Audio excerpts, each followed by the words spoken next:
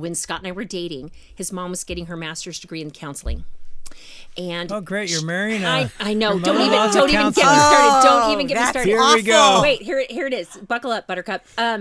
She needed to do homework, and she had to do it with somebody who's not in her family. So I foolishly, wanting to appease her, sure, yeah, I'll help you. That's great. And she asked me at one time for one of the homework assignments. She gave me an 8.5 by 11 piece of paper, and she said, "Draw a tree on this." And I said, "Oh, Jan, I'm like the worst artist." She says, "It has nothing to do with your artistry."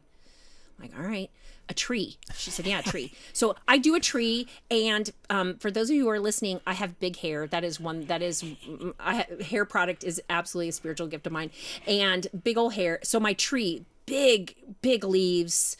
I had these cool gnarly roots. They didn't go into the ground, but I love when a tree has character. So the roots were all gnarly. I put a big knot in the middle of the tree. I thought for sure, like a little Narnia, a little bit of Winnie the Pooh. Put a squirrel in it. I always put a squirrel in mine. I didn't put an animal because I Okay. can't draw, and I didn't Okay. want it to be scary. But I put that knot in there, just knowing that was the deal.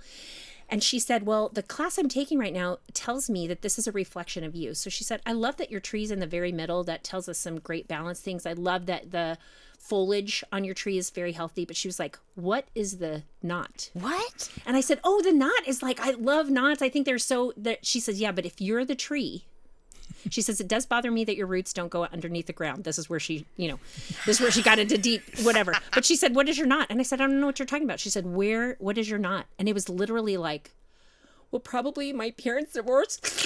I broke into tears right away.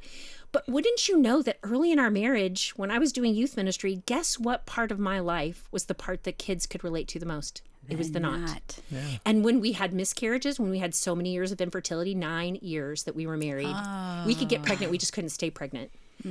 That knot, 1 in 3 women, 1 in 3 couples can relate to that knot. And God often uses that knot for his glory. And is it fun? It is not fun to share your knots, right?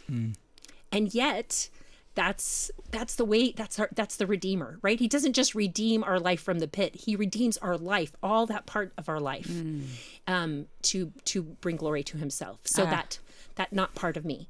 And so being willing to say, I got a fair share of knots, and I'm willing to open my home and open my life and open my heart.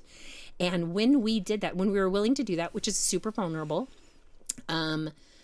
God just started sending couples our way that were like-minded. Some of their knots look different than ours, but they were also willing to say, this is where we're at. And so we got to practice the belonging project together on each other. We didn't do the study necessarily that way, but it really came to life. It was very kind of God to allow me to go through this process as I was writing this book.